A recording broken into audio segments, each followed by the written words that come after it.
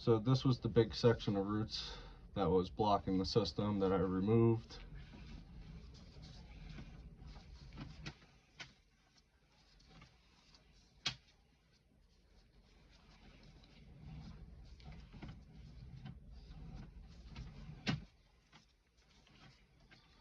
Coming up ahead is where it transitions from 6-inch clay to 4-inch PVC, which is not right.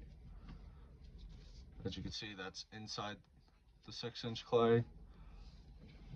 You have a lip right there. Now we're in the 4-inch PVC.